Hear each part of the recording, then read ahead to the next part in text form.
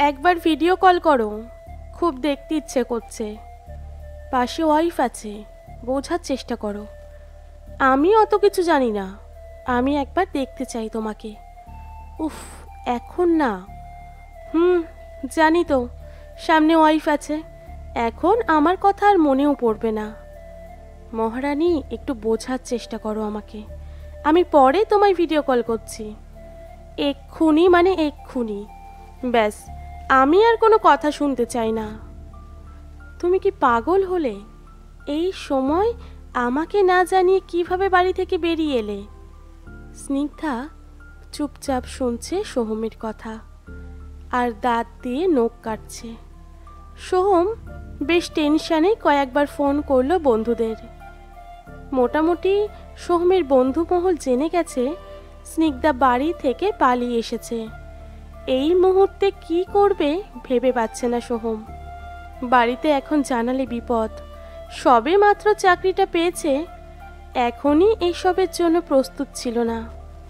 সোহম রেগে গিয়ে বলল, আচ্ছা স্নিগ্ধা, তুমি তো বাচ্চা মেয়ে নও, তাহলে এমন কাজ করার আগে একবার ভালো করে ভাবলে না? অন্ততপক্ষে আমাকে একবার জানাতে পারতে। হুট করে বাড়ি থেকে পালিয়ে এসে এখানে দাঁড়িয়ে আমাকে ফোন করছো। স্নিগ্ধা কাঁদো কাঁদো মুখ করে বলল, তো আমি কি করব? বাড়ি থেকে সম্বন্ধ দেখছে আমার জন্য। এবার পাত্র যদি তোমার থেকে হ্যান্ডসাম হয় আর আমার মন যদি গলে যায়, আমি যদি বিয়ের জন্য হ্যাঁ করে দিই, তখন কি হবে শুনি? তুমি তো আমার শোকে দেবদাস হয়ে যাবে। তাই তোমার কথা ভেবেই বাড়ি থেকে পালিয়ে এসেছি। সোহমের ইচ্ছে করছে নিজের গালেই দুটো থাপ্পড় মারতে। এরকম একটা মেয়ের প্রেমে পড়ে কি করে সে? নিজের রাগটা কন্ট্রোল করে বলল, আচ্ছা শোনো, বাড়ি থেকে কাউকে কিছু বলে এসেছো বা কোনো চিঠি লিখে এসেছো? স্নিগ্ধা খানিকক্ষণ ভেবে বলল, না, কিছু লিখে তো আসেনি। কিছু লিখতে হতো বুঝি? আমি তো বললাম অরুন্ধতির সাথে ফুচকা খেতে যাচ্ছি। সোহম স্নিগ্ধার ব্যাগটা দেখে জিজ্ঞাসা করল, বাড়ির লোক চোখে দেখতে পায় না? মেয়ে ফুচকা খেতে যাচ্ছে এত বড় ব্যাগ নিয়ে? স্নিগ্ধা রেগে বলল, খবরদার বলছি, আমার বাড়ির লোকদের নিয়ে একটাও বাজে কথা বলবে না। সোহম কিছুটা ঘাবড়ে গিয়ে বলল, মা, না না মহারানী, তোমার বাড়ির লোক মানে আমার শ্বশুর বাড়ির লোকদের নিয়ে আমি কি বাজে কথা বলতে পারি? না না, তুমি ভুল ভাবছো আমাকে। তা মহারানী, এত বড় ব্যাগে তুমি কি নিয়ে এসেছো? স্নিগ্ধা হাসি মুখে বলল, ওই তো আমার সব মেকআপ প্রোডাক্টস আর স্কিন কেয়ার প্রোডাক্টস, আর সাথে কিছু নতুন ড্রেসও আছে। বিয়ের পর তোমার চাপ বেড়ে যাবে না? সাথে সাথেই তো অত খরচ করা যাবে না। তাই তোমার কথা ভেবে আমি এগুলো নিয়ে এসেছি।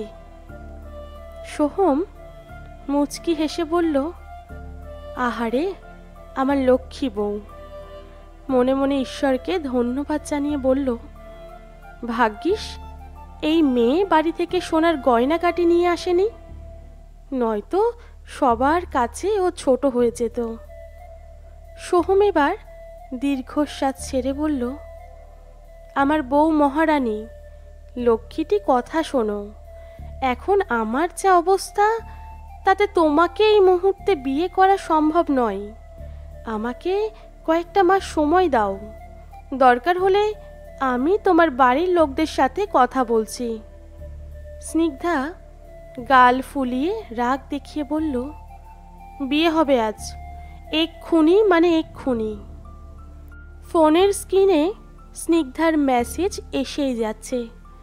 মেয়েটা আজও সেই একই রকম আছে।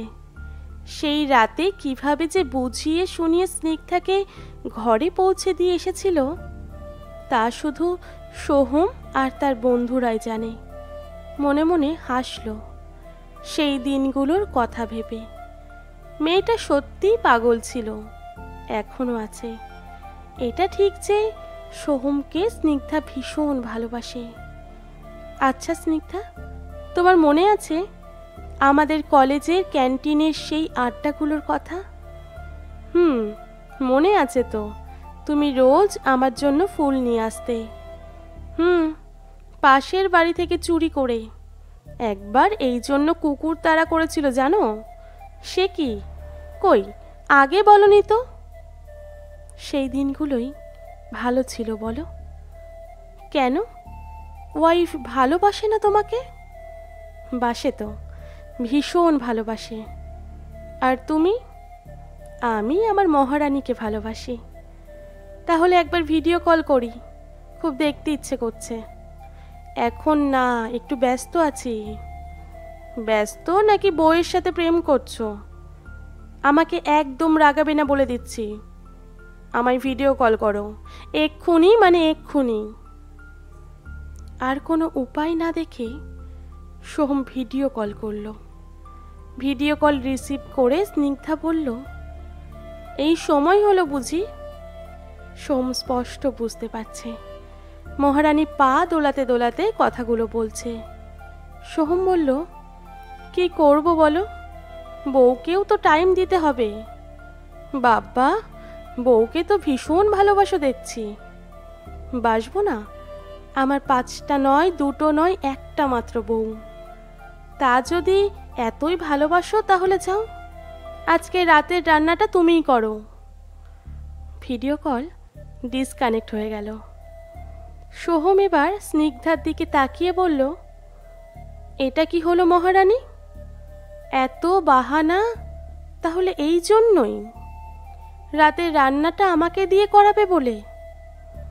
আর আমি ভাবলাম অতীতের স্মৃতি মনে করানোর জন্য। ব্যাস ব্যাস, অনেক হয়েছে, এবার যাও রান্নাটা করো। আর নয়তো খাবার অর্ডার দিয়ে যাও, আজ তোমার মহারানী রান্না করার মুড নেই। কথাটা বলেই নিজের রুমে চলে গেল স্নিগ্ধা। বিয়ের এত দিন পরেও মেয়েটা সেই একই রকম রয়ে গেল। তবে স্নিগ্ধার এই ছেলে মানুষগুলো একেবারে সোহমের ভালো লাগে না তা কিন্তু নয়। মজা করা, কখনো কখনো অবুঝ হওয়া, একটু আধটু ন্যাকামি, এই সব সম্পর্কের মধ্যে না থাকলে সম্পর্কটা কেমন যেন একঘেয়ে হয়ে যায়। ওদিকে সোহম খাবার অর্ডার দিয়ে ফোনটা পাশে রাখতেই ফেসবুক থেকে একটা মেয়ের মেসেজ ঢুকলো, হাই, একটু কথা বলতে পারি? সোহম সাথে সাথে মেসেজ করলো, একদম না ম্যাডাম, আমার মহারানী আছে, তাকে নিয়ে আমি ভীষণ খুশি।